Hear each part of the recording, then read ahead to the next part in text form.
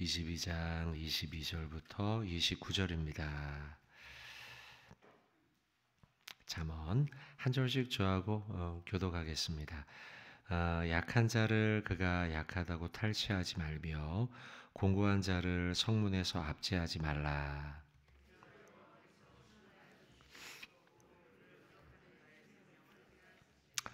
노를 품는 자와 사귀지 말며 울분하는 자와 동행하지 말지니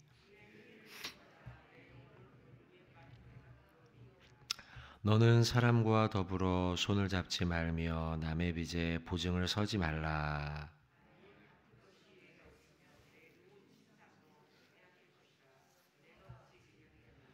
내 선조가 세운 옛 지계석을 옮기지 말지니라.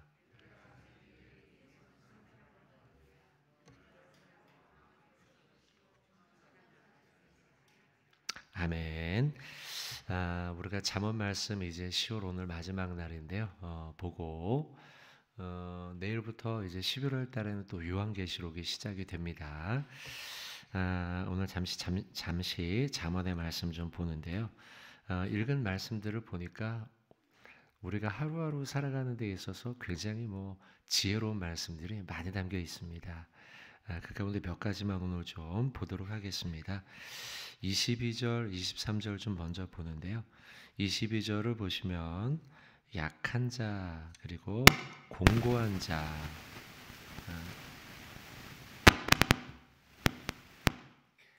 약한 자, 공고한 자에 대해서 우리가 어떻게 자세와 태도를 가질 것이냐에 대한 말씀이 좀 나옵니다. 중요한 말씀입니다. 여러분 어떤 유형의 사람을 좋아하는가? 또 어떤 유형의 사람을 저 사람 진짜 너무 꼴불견이다 싫어하는가? 흔히 이렇게 말로 줄이면 약강, 강약 이런 사람 참 눈살이 찌푸려지지 않는가 이런 생각이 듭니다. 그러니까 약한 사람한테는 강하게 하고 강한 사람한테는 막 밑에서 굽시굽시대고 이런 유형의 사람들 간혹 보지 않습니까? 간혹 나도 여러분 스스로도 그런 경우들도 아마 있을 수도 있을 겁니다. 그러면 집에 돌아가서 나중에 내가 왜 그때 그렇게 했지? 막 이런 생각이 아마 드실 거예요.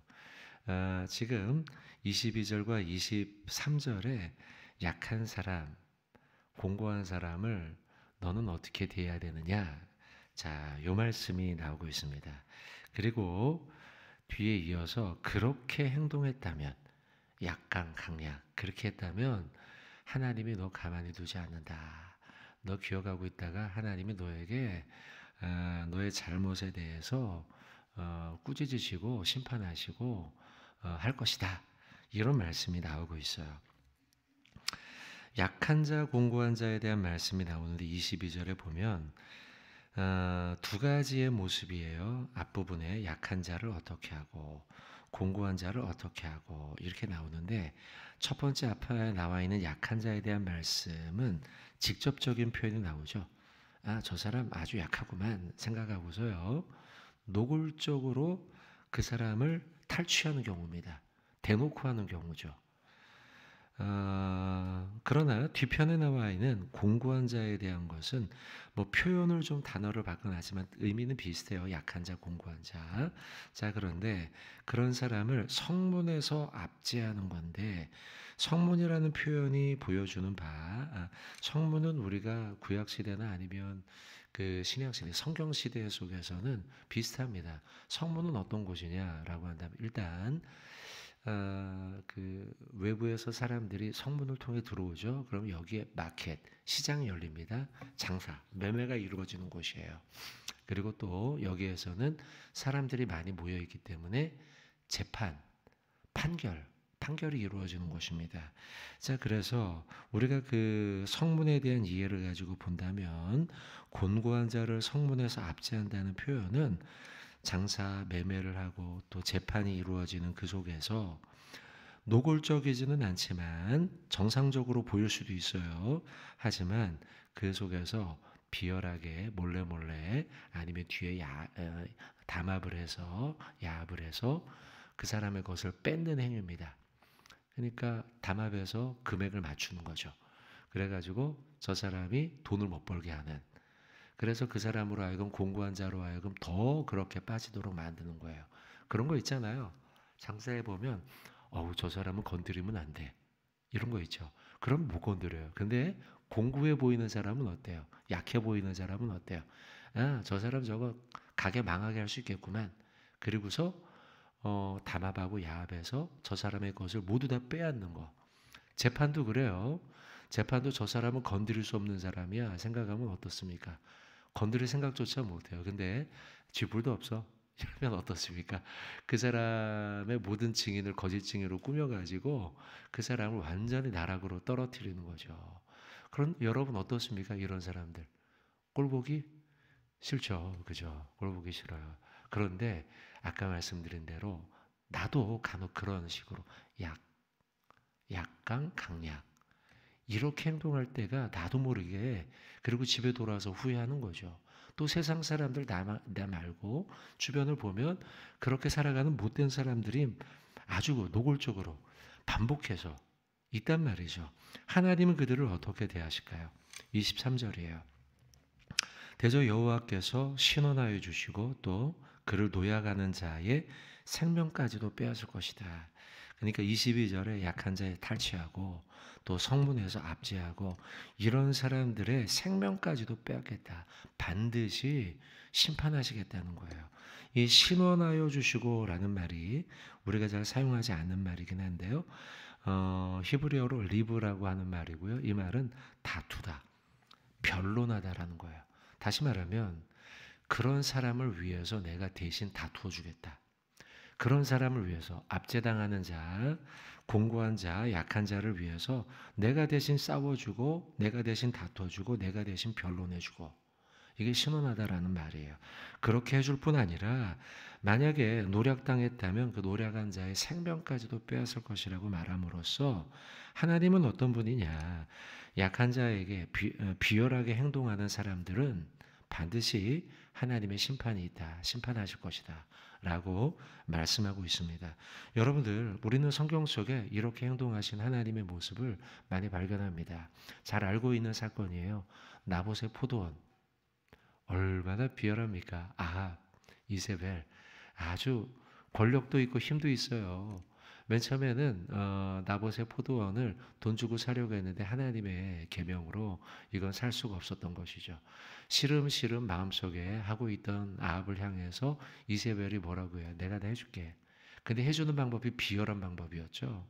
그래서 나봇의 포도원의 그 동네 사람들, 유지들에게 다 매수해서는 그 사람들로 하여금 거짓 증인을 세우고 재판을 벌이는 거죠. 뭐 아까 우리가 본 말씀 똑같아요. 마치 그 성문에서 하는 것처럼. 그렇게 해서 거짓 증인들이 다 거짓 증언을 얘기하니까 나봇은 죽게 되죠. 결국 재판받아 죽게 되죠. 그리고 그 포도원을 고스란히 뺏게 돼요. 비열한 행동. 그때 하나님이 선지자들을 통해 뭐라고 말씀하십니까? 너의 피가 그렇게 될 것이다. 결국 아합과 이세벨이 똑같이 오늘 말씀의 23절의 말씀처럼 그를 노략하는 자의 생명을 빼앗으시라 말씀과 같이 아합과 이세벨이 그대로 당하죠. 이 일의 중심에 누가 있습니까? 하나님이 계시죠. 비열하게 약한 자의 것을 빼앗은 자에게 하나님이 반드시 심판하신다는 것입니다. 여러분 성경 출애굽기 17장 한번 보실까요? 출애굽기 17장 14절, 15절, 16절.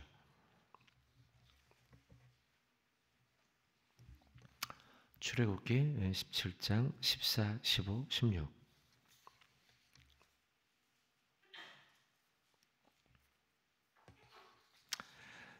나봇의 포도원 말고도요. 아멜렉과 이스라엘의 전쟁의 이야기를 잠깐 찾아보는데요. 17장 출애굽기 17장 14, 15, 16절 같이 읽겠습니다. 여호와께서 모세에게 이르시되 이것을 책에 기록하여 기념하게 하고 여호수아의 귀에 외워 들리라. 내가 아말렉을 없이하여 천하에서 기억도 못하게 하리라. 모세가 제단을 쌓고 그 이름을 여호와 니시라 하고 이르되 여호와께서 맹세하시기를 여호와가 아말렉과 더불어 대대로 싸우리라 하셨다 하였더라. 아멘. 찾지는 마시고 신명기 25장 18절에 보시면 곧 그들이 너를 길에서 만나 내가 피곤할 때에 내 뒤에서 떨어진 약한 자를 쳤다. 이게 아말렉의 행동이었어요. 비열한 것이죠. 전쟁을 벌이려고 간 것도 아니었고 출애굽하여 행진하는 가운데서 약한 자들이 낙오되어 떨어지게 된 거예요. 광야 속에서요. 그때 아말렉이요 약하게 뒤에 처진 자들을 공격한 거예요. 마치 하이에나가 기다렸다가 무리에서 이탈한 순양들을 임팔라들을 공격하는 것처럼 그렇게 비열한 방법으로 낙오된 자들을 쳤던 아말렉, 그들을 향해서 방금 여러분이 읽었던 17장 14절 끝에 보면 내가 아말렉을 없이하여 천하에서 기억도 못하게 할 것이다 라고 말씀함으로써 비열한 방법으로 공고한 자 또 약한 자를 공격했던 아말렉을 치신 하나님의 말씀이 나오고 있죠. 에스겔서 18장에 보면 가난하고 궁핍한 자를 학대하거나 강탈하거나 빚진 자의 저당물을 돌려주지 않거나 별일을 위하여 구워주거나 이자를 받거나 할진대 살지 못할 것이다 라고 말씀함으로써 약한 자, 공고한 자, 그들을 강한 방법으로 억압해서 탈취하는 이들에 대해서 하나님은 가만두지 않겠다 이렇게 말씀하십니다. 자, 우리에게 경고의 메시지입니다. 여러분 약강 강약 우리가 이러지 말아야겠다. 또 우리 주변에 있는 사회 속에서 참 꼴불견이며 나쁜 행동을 하고 있는 약한 자를 억압하는 행동들에 대해서 우리가 눈살을 찌푸리는데 하나님 왜 저들을 그냥 두세요? 그냥 두지 않습니다. 여러분 하나님이 언젠가 그들을 심판하실 것입니다.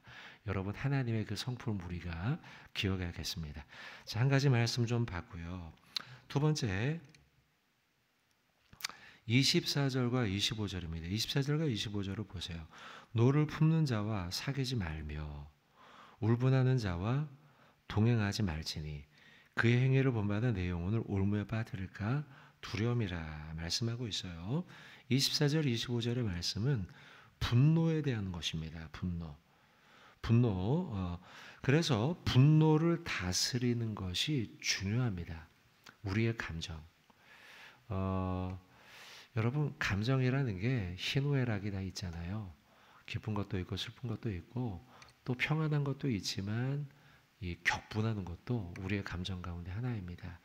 여러분 우리의 격분과 분노 이것이요 무조건 나쁜 것은 아니에요. 왜냐하면 보세요. 정말 그 나쁜 일이 있는데도 불구하고 우리의 감정이 거룩한 분노가 일어나지 않는다면 그건 잘못된 거죠. 그런 의미에서 본다고 한다면 우리의 분노라는 게 무조건 나쁜 건 아니에요. 거룩한 분노를 통해서 우리가 표출을 해야 될 때가 있는 것이죠. 그러나 오늘 본문이 말하는 바 이 분노, 격분하는 것은 어떤 의미겠습니까? 그거는요 단순한 내 감정을 다스리지 못하는 노를 말하는 것이죠. 이런 분노를 다스리지 못할 때는요 우리가 실족하고 넘어지게 돼요. 그래서 우리는 우리의 감정 가운데 분노하는 것을 잘 다스려야 돼요. 특별히 24절에 보시면 노를 품는 자와 우리가 사귀게 된다. 그런 사람을 가까이 해요. 굉장히 위험한 일입니다. 여러분 그런 사람을 가까이 할 때 내가 어떻게 될까요? 나도 분노하게 됩니다. 내 감정을 다스리지 못해요. 25절에 그의 행위, 다시 말하면 노를 표현하는 거죠. 분노하는 그의 행위를 나도 모르게 닮아가게 돼 있다. 그래서 결국 25절 내 영혼을 올무에 빠뜨릴 수 있다는 겁니다.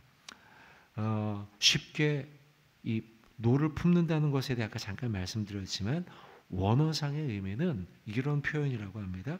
쉽게 발끈하고 화를 내다. 이런 자와 가까이 하고 그러다 보면 나 역시도 그렇게 행동하고. 여러분 사도 바울은 자 성경 좀 몇 개 찾겠습니다. 디모데전서 3장 2절로 3절이에요. 디모데전서 3장 2절로 3절. 사도 바울이 디모데전서에 교회 지도자는 어떤 사람이 되어야 하느냐를 기록하면서요 쓴 말씀인데, 디모데전서 3장 2절로 3절입니다. 자, 한번 같이 뒷부분에 있죠, 성경. 디모데전서 3장 2절로 3절 같이 읽겠습니다. 그러므로 감독은 책망할 것이 없으며 한 아내의 남편이 되며 절제하며 신중하며 단정하며 나그네를 대접하며 가르치기를 잘하며 술을 즐기지 아니하며 구타하지 아니하며 오직 관용하며 다투지 아니하며 돈을 사랑하지 아니하고. 자, 지금 디모데 전서 3장 2절로 3절의 말씀을 봤는데요. 이게 사도 바울이 이 구절을 통해서 어떤 자가 감독이 되어야 하느냐, 교회 감독. 어떤 자가 교회의 지도자가 되어야 하느냐, 많은 것을 기록해 놨습니다. 책망받지 않을, 또 가정을 잘, 또 신중하고 단정하고 나그네를 대접하고, 이런 말씀들을 잘 보다 보면 일관되게 분노하지 않는 것과 연관됨을 보여주고 있어요. 교회의 지도자는 어떤 사람이 되어야 되는가? 온유하며 분노하지 않는 자가 교회 지도. 여러분, 이걸 저에게만 한정하지 마시고, 목사에게만 한정하지 마시고, 여러분, 우리 모든 교회 평신도 지도자들도 동일합니다. 여러분들도 분노하지 않으며 여기 지금 나와 있는 말씀 한 구절 한 구절들을 우리가 실천하는 지도자가 돼야 돼요. 한 구절 더 볼게요. 디도서 1장 7절로 8절. 디도서 1장 7절로 8절. 자, 이것도 동일해요. 동일한 의미로 여러분 읽으시면 좋겠습니다. 같이 한번 읽겠습니다. 시작. 감독은 하나님의 청지기로서 책망할 것이 없고 제 고집대로 하지 아니하며 급히 분내지 아니하며 술을 즐기지 아니하며 구타하지 아니하며 더러운 이득을 탐하지 아니하며 오직 나그네를 대접하며 선행을 좋아하며 신중하며 의로우며 거룩하며 절제하며. 자, 여기 쭉 나열이 되어 있는데 이렇게 우리가 살면 참 좋겠습니다. 어쨌든 여기도 그 교회 지도자, 감독이 어떤 덕목을 갖춰야 하는가 비슷하죠. 아까와요. 비슷한데 그 가운데 여기는 7절 중간 급히 분내지 아니하며 라는 표현이 분명하게 기록이 되어 있죠. 분내지 않는 것, 화를 내지 않는 것 중요합니다, 여러분. 아무리 우리가 교회 막 봉사도 잘하고 뭐도 잘하고 이래도요, 한 번 화를 갑자기 버럭 내면 그 모든 걸 다 잃어요. 다 잃어요. 물론 사회 속에서는 이런 것들도 필요할지 모릅니다. 잘 모르겠어요. 어떤지. 그렇지만 여러분, 그리 유익이 없습니다. 그리 유익이 없어요. 그러니 여러분, 우리가 분노하는 것, 또 분노하는 자와 가까이 하는 것. 여러분, 실제 모세를 보십시오. 모세. 처음에 모세 그 애굽에서 그 강에서 건짐받고 그 바로의 딸 공주로부터 왕자로 자라나지 않습니까? 부러울 것이 없는 삶이에요. 행복한 삶이고. 그런데 어떻습니까? 그가 분노하잖아요. 동족이 학대받는. 물론 거룩한 분노로도 볼 수 있지만 감정을 다스리지 일부 못한 것이 있죠. 그리고 뭐까지 합니까? 살인까지 하죠. 이 분노를, 감정을 조절하지 못해요. 중간에도 또 그 광야 생활 중에 무리바 아시죠? 무리바 사건. 물이 터져 나오지 않을 적에 막대기로 이걸 막 치지 말라고, 치란 얘기는 안 했는데 막대기로 막 치잖아요. 감정 조절을 못한 거예요. 결국 그래서 모세가 어떻게 됩니까? 가나안 땅 들어갑니까? 요 사건 때문에 못 들어가요, 여러분. 하나님의 거룩한 영광을 가리었다. 무리바사. 감정 조절, 분노함, 이것으로 인해서요. 그러니까 여러분, 사실 모세가 어떤 인물인지 잘 아실 거예요. 그의 평가. 온 땅의 모든 사람보다 온유함이 승한 자, 이렇게 평가받잖아요. 굉장히 온유한 사람입니다.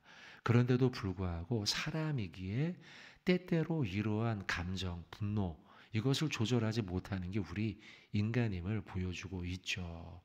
여러분 그러고 보면 나도 오늘 지금 우리가 보고 있는 잠언의 말씀 또 아까 봤던 디도서, 디모데전서 말씀들처럼 때때로 우리가 실수하여 우리의 감정을 다스리지 못함으로 분노할 수도 있다. 자, 오늘 여러분 잘 기억하시고 오늘 하루 우리의 감정을 잘 다스려야겠어요. 그리고 잠언의 말씀처럼 그런 자를 가까이 하지 말라. 너도 그렇게 될 수 있다. 주거니 받거니 그러죠? 아내와의 다툼, 남편과의 다툼, 부부싸움이 있죠? 결국 왜 우리가 그것 때문에 다툽니까? 부부끼리요? 사실은 감정 때문이에요. 되돌아보면 여러분 그렇잖아요. 별것도 아닌 거 아닙니까? 부부간의 다툼들 그렇죠? 별것도 아닌 거 가지고 한마디 한마디씩 막 주고받다가 보면은 그러다 보면 감정이 격해져서 싸우게 되는 거예요. 여러분 그러니 우리가 분노하는 자와 자꾸 대화를 하고 이야기를 하는 것을 우리가 피하겠다. 어떤 사람과 내가 가까이 할 것이냐, 어떤 사람을 친구로 둘 것이냐, 온유한 자, 나 역시도 온유한 자. 그러면 여러분의 진실한 친구는 누굴까요? 모세 같은 사람들도 여러분 그렇게 온유한 자인데 감정을 다스릴 그럼 누구 친구할 사람 하나도 없네? 사실 그렇긴 합니다. 여러분 진짜 나도 마찬가지고 그러면 우리에게 진짜 변함없는 친구는 누굴까라고 할 때 이 땅에 오신 진실한 온유한 예수 그리스도 그분이 우리의 곁에 둘, 내 곁에 가까이 둘 진실한 친구죠. 성경 한 절 찾고 말씀 맺겠습니다. 성경 자, 야고보서 1장 19절 20절 야고보서 1장 19절 20절 두 구절 우리 같이 읽고 말씀 맺겠습니다. 야고보서 1장 19절 20절 같이 우리 봉독하겠습니다.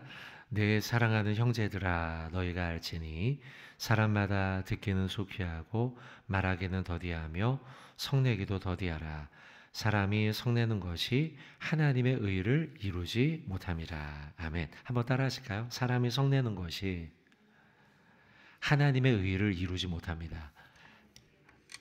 네, 우리가 오늘 하루 이 말씀 기억하면서 우리의 마음을 잘 다스리고 행동과 말을 잘 다스리고 평안하고 온유한 삶을 살아가시길 바라겠습니다.